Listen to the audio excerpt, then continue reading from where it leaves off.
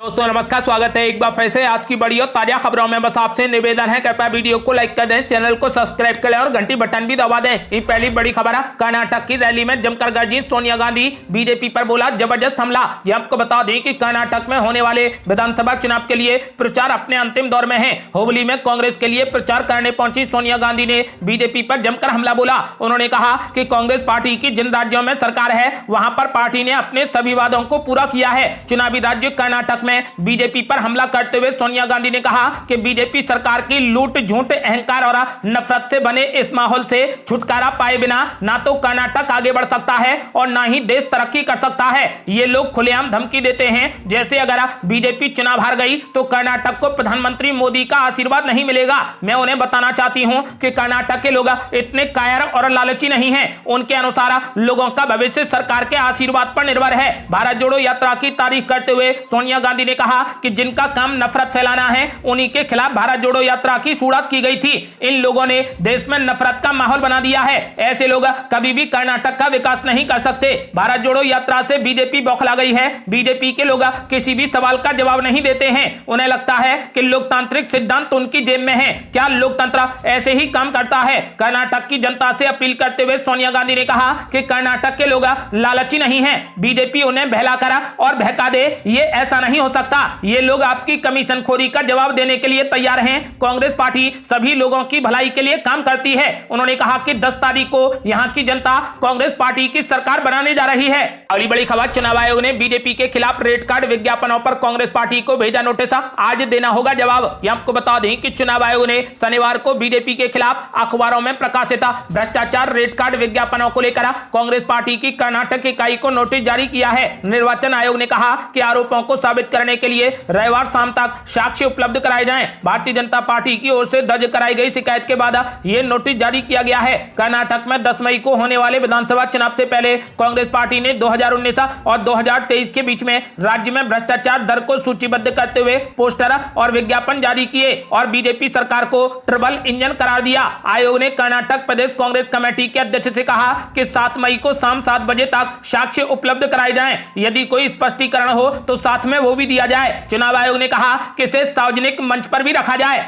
अगली बड़ी खबर, पहलवानों ने ब्रजभूषण शरण सिंह पर लगाए गंभीर आरोप। कहा महिला खिलाड़ियों को गाली देते हैं और बदतमीजी करते हैं। यह आपको बता दें कि देश के नामी पहलवान भारतीय कुश्ती महासंघ के प्रमुख ब्रजभूषण शरण सिंह के खिलाफ कार्रवाई की मांग को लेकर दिल्ली में धरने पर बैठे हैं। इसी बीच शनिवार को एबीपी न्यूज की टीम ने जंतर मंतर पर जाकर पहलवानों से एक्सक्लूसिव बातचीत की। पहलवानों ने एबीपी के प्रेस कॉन्फ्रेंस शो में कहा कि यह बहुत दुर्भाग्य की बात है कि हमें यहाँ पर बैठना पड़ रहा है क्योंकि कोई भी सुनवाई नहीं हो रही। ओलंपिक पदक विजेता पहलवान साक्षी मलिक ने कहा कि पुलिस वालों ने हमारे साथ बुरा बर्ताव किया है। हम बस न्याय की उम्मीद में यहां पर बैठे हैं और जब तक न्याय नहीं मिल जाता तब तक यहीं पर बैठे रहेंगे। पहलवान विनेश फोगाट ने कहा कि हमें देश से जो प्यार मिला उसके लिए हम शुक्रगुजार हैं, लेकिन हमें यहां पर बैठने के लिए मजबूर किया गया है। लोगों को समझना चाहिए कि इतने बड़े खिलाड़ी अगर कुछ नहीं हुआ होता तो इस तरीके से धरने पर नहीं बैठते। विनेश फोगाट ने कहा कि कुछ तो बड़ा हुआ है जो हम लोग यहां पर बैठे हैं। इसके लिए सच जानने की कोशिश करनी चाहिए। हम कोई रिटायर खिलाड़ी नहीं है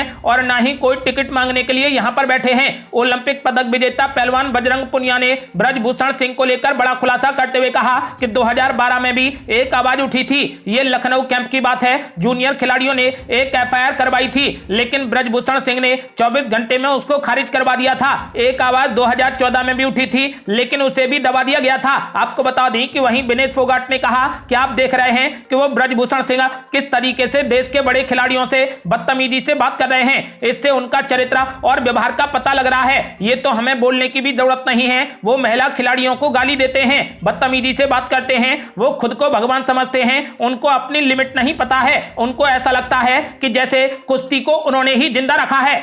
अगली बड़ी खबर, गृह मंत्री अमित शाह ने राहुल गांधी पर बोला जबरदस्त हमला। कहा राहुल गांधी के वादों पर किसी को नहीं है भरोसा। यह आपको बता दें कि कर्नाटक चुनाव से पहले प्रधानमंत्री नरेंद्र मोदी और केंद्रीय गृह मंत्री अमित शाह ने बेंगलुरु में जबरदस्त रोड शो किया। गृह मंत्री अमित शाह ने बेलगावी में लोगों को संबोधित किया और इस दौरान उन्होंने कांग्रेस पार्टी को निशाने पर ले लिया। केंद्रीय गृह मंत्री अमित शाह ने सावरकर और भगवान हनुमान का अपमान करने की बात करते हुए कांग्रेस पार्टी पर जमकर हमला बोला। अमित शाह ने कहा कि बीजेपी ने कर्नाटक में किसानों के लिए काम किया है। हमने किसानों को कई फायदे दिए हैं। कांग्रेस पार्टी ने सावरकर का अपमान किया है, लेकिन बीजेपी ने मराठों का विकास किया और उनका सम्मान किया। पीएम मोदी ने अयोध्या में राम मंदिर का निर्माण करा, भगवान राम भक्तों के सपनों को पूरा किया। अपने संबोधन में अमित शाह ने सीधे तौर पर राहुल गांधी पर हमला बोला। उन्होंने कहा कि कांग्रेस पार्टी ने भगवान बजरंगबली का अपमान किया है। राहुल गांधी के वादों पर किसी को भी भरोसा नहीं है। वे त्रिपुरा, असम और नागालैंड जैसे राज्यों में हार गए। ये बीजेपी ही है जिसने पीएफआई पर प्रतिबंध लगाया है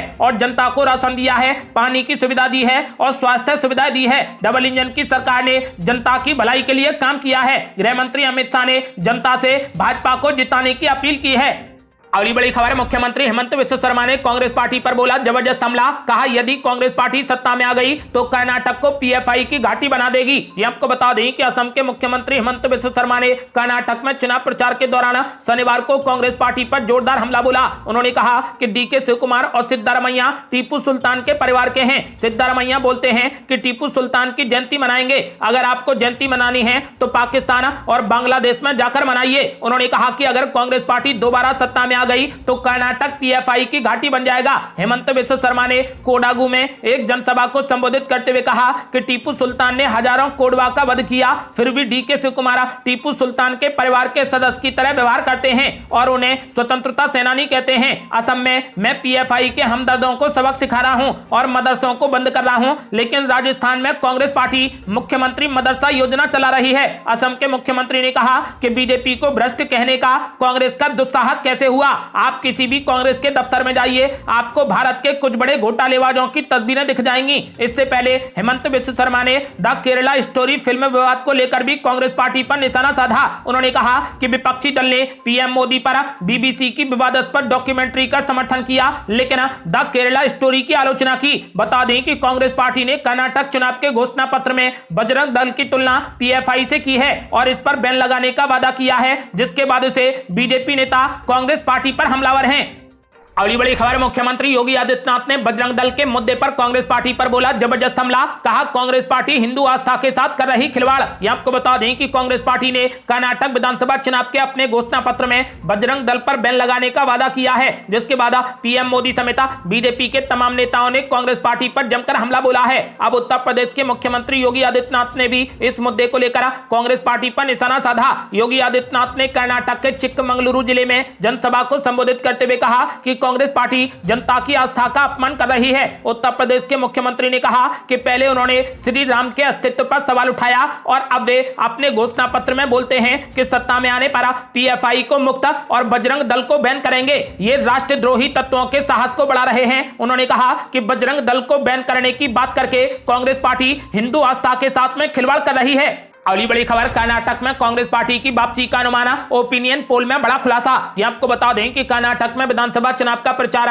जोर शोर से चल रहा है, जो 8 मई को खत्म हो जाएगा। इसके बाद 10 मई को यहां पर मतदान होना है। 224 सीटों पर होने वाले मतदान के लिए चुनावों के नतीजे 13 मई को सभी के सामने होंगे। इन नतीजों को अपने पक्ष में लाने के लिए सभी पार्टियां दमखम से जनता को लुभाने में लगी हैं। बीजेपी की ओर से प्रधानमंत्री नरेंद्र मोदी, केंद्रीय गृह मंत्री अमित शाह और पार्टी अध्यक्ष जेपी नड्डा चुनाव प्रचार कर रहे हैं, तो वहीं कांग्रेस की ओर से राहुल गांधी, प्रियंका गांधी और पार्टी अध्यक्ष मल्लिकार्जुन खड़गे ने कमान संभाली है और अब सोनिया गांधी भी मैदान में हैं। ऐसे में सभी लोगों के मन में एक सवाल कौंध रहा है कि कर्नाटक में किस पार्टी की सरकार बनने वाली है, जनता किसके सिर पर ताज रखेगी। ये जानने के लिए एबीपी न्यूज के लिए सी वोटर ने फाइनल ओपिनियन पोल किया है। इससे पहले 2 ओपिनियन पोल आ चुके हैं, जिसमें राज्य में कांग्रेस पार्टी सबसे बड़ी पार्टी बनकर उभर कर सामने आई थी। आपको बता दें कि एक बार फिर से कर्नाटक के फाइनल ओपिनियन पोल में बीजेपी के हाथ से सत्ता जाती दिख रही है। कांग्रेस पार्टी सबसे बड़ी पार्टी बनकर सामने आई है और उसको 110 से लेकर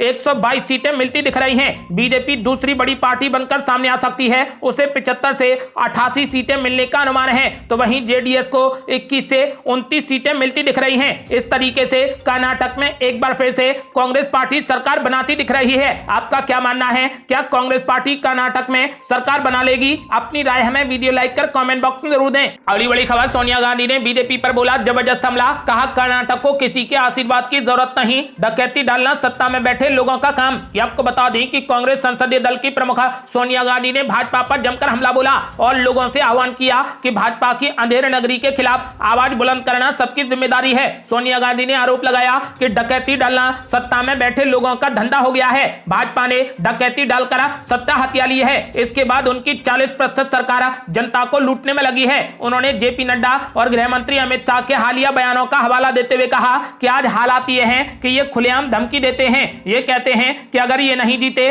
तो कर्नाटक को मोदी जी का आशीर्वाद नहीं मिलेगा। ये कहते हैं कि अगर भाजपा नहीं जीती तो दंगा हो जाएगा। आप कर्नाटक के लोगों को इतना बेवसा और लाचार ना समझें। सोनिया गांधी ने कहा कि कर्नाटक के लोग किसी के आशीर्वाद पर नहीं, अपनी मेहनत पर भरोसा करते हैं। कर्नाटक के लोग डरपोक और लालची नहीं हैं। वो 10 मई को बताएंगे कि कर्नाटक के लोग किस मिट्टी के बने हैं। उन्होंने इस बात पर जोर दिया कि जनता का भाग्य किसी नेता के आशीर्वाद से तय नहीं होता, बल्कि जनता अपने भविष्य का फैसला खुद करती है।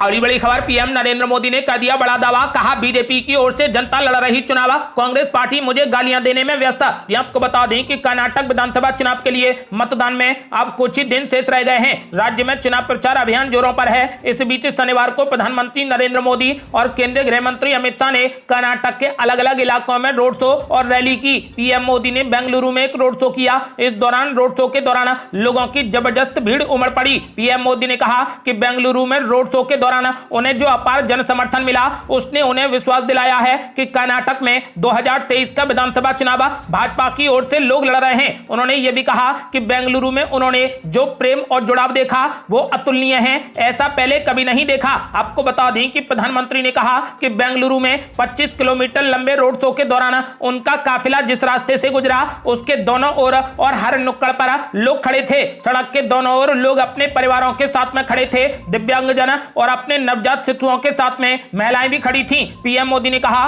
कि मैंने बेंगलुरु में जो कुछ भी देखा, उसके आधार पर मैं विश्वास के साथ में कह सकता हूं कि ये चुनाव ना तो मोदी लड़ रहे हैं, ना भाजपा के नेता लड़ रहे हैं, ना हमारे उम्मीदवार लड़ रहे हैं, बल्कि ये चुनाव कर्नाटक के लोग भाजपा की ओर से लड़ रहे हैं। मुझे दिख रहा है कि चुनाव का पूरा नियंत्रण लोगों के हाथों में है। उन्होंने यह भी कहा कि भाजपा की डबल इंजन की सरकार भेदभाव रहित विकास करने के लिए काम कर रही है। पीएम मोदी ने कांग्रेस पार्टी पर निशाना साधते हुए कहा कि पार्टी का इतिहास 85% कमीशन का रहा है। वो लोगों की सेवा करने के लिए कभी भी काम नहीं कर सकती है। उन्होंने कहा कि कांग्रेस पार्टी केवल तुष्टीकरण की राजनीति, तालाबंदी, ओबीसी समाज, लिंगायत समुदाय और मुझे गालियां देने में लिप्त रही है। पीएम नरेंद्र मोदी ने बड़ा दावा कर दिया है। उन्होंने कहा कि बीजेपी की ओर से जनता चुनाव लड़ रही है। उन्होंने कहा कि लेकिन कांग्रेस पार्टी मुझे गालियां देने में व्यस्त है।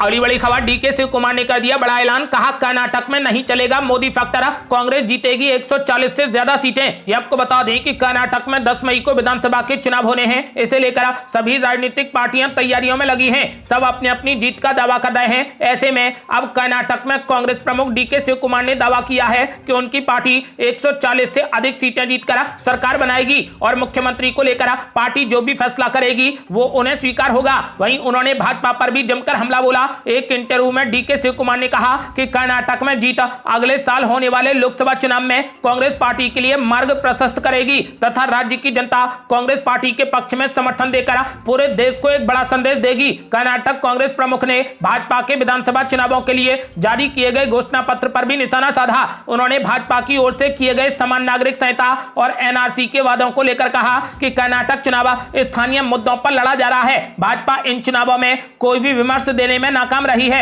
ये प्रदेश के मामले में विचार और नजरिए को लेकर उनके दिवालियापन को दर्शाता है। डीके शिव कुमार ने यह भी दावा किया कि इस बार कर्नाटक के विधानसभा चुनाव में मोदी फैक्टर काम नहीं करेगा, क्योंकि कांग्रेस पार्टी प्रगतिशील और विकास आधारित एजेंडे पर चुनाव लड़ रही है। डीके शिव कुमार के मुताबिक पिछले 3 वर्षों से कर्नाटक में कांग्रेस जमीन पर मेहनत कर रही है तथा राज्य में भारत जोड़ो यात्रा बहुत सफल रही है। उन्होंने उम्मीद जताई है कि कांग्रेस पार्टी इस बार चुनाव में 141 सीटें हासिल करेगी और और भाजपा मात्र 60 सीटों से नीचे ही सिमट जाएगी। आपको बता दें कि कांग्रेस पार्टी के घोषणा पत्र में बजरंग दल और पीएफआई जैसे संगठनों को प्रतिबंधित करने संबंधी चुनावी वादे से जुड़े विवाद के बारे में पूछे जाने पर डीके शिव कुमार ने भाजपा पर ही लोगों को बांटने का प्रयास का आरोप लगाया। डीके शिव कुमार ने कहा कि भाजपा सरकार हमारे युवाओं को नौकरियां नहीं दे सकी, वो महंगाई से लोगों को राहत नहीं दे सकी, अब वे भड़काऊ बातें करके समाज को बांटने का प्रयास कर रहे हैं। आपको बता दें कि डीके शिव कुमार ने ऐलान कर दिया है कि इस चुनाव में कांग्रेस पार्टी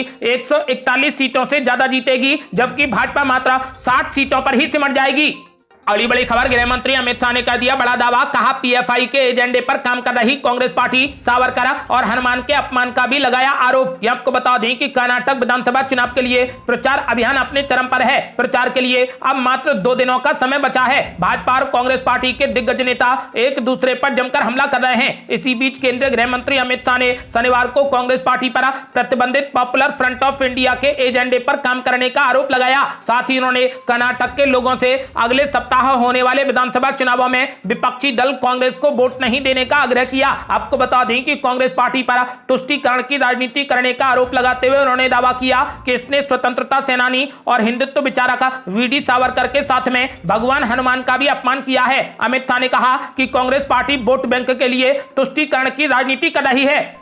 अगली बड़ी खबर, कर्नाटक पुत्र बनकर बीजेपी सरकार की विदाई करा सकते हैं कांग्रेस प्रमुख मल्लिकार्जुन खड़गे। ये आपको बता दें कि कर्नाटक में विधानसभा चुनाव के मतदान के लिए अब केवल 5 दिन बचे हैं। सभी राजनीतिक दल वोटरों को अपने पक्ष में करने के लिए ताबड़तोड़ रैलियां और रोड शो कर रहे हैं। आपको बता दें कि प्रचार के लिए भी अब मात्र 2 दिनों का समय बचा है। भाजपा की तरफ से खुद पीएम नरेंद्र मोदी चुनाव प्रचार की कमान संभाले हैं, तो वहीं कांग्रेसी कुनबा भी अपने दल सहित कर्नाटक के दंगल में उतरा है। खास बात यह है कि इस चुनाव में कांग्रेस नेता भाजपा की चुनावी रणनीति की काट निकालने में जरा सी देर नहीं कर रहे। आपको बता दें कि लेकिन सबसे बड़ा फायदा कांग्रेस पार्टी को यह मिलेगा कि मल्लिकार्जुन खड़गे कर्नाटक से ही हैं और वो कर्नाटक के पुत्र हैं। आपको बता दें कि इस बार कर्नाटक पुत्र बनकर मल्लिकार्जुन खड़गे बीजेपी सरकार की विदाई करा सकते हैं। ये थी अब तक की बेहद बड़ी खबरें। आपका क्या मानना है, क्या कर्नाटक में मल्लिकार्जुन खड़गे बीजेपी की विदाई कराएंगे? अपनी राय हमें वीडियो लाइक कर कमेंट बॉक्स में जरूर दें। ऐसी ही ताजा और न्यू अपडेट जानने के लिए हमारे चैनल को लाल बटन दबाकर सब्सक्राइब करें और घंटी बटन भी दबा दें। जल्दी मिलते हैं बड़ी अपडेट के साथ, तब तक के लिए जय हिंद, जय भारत।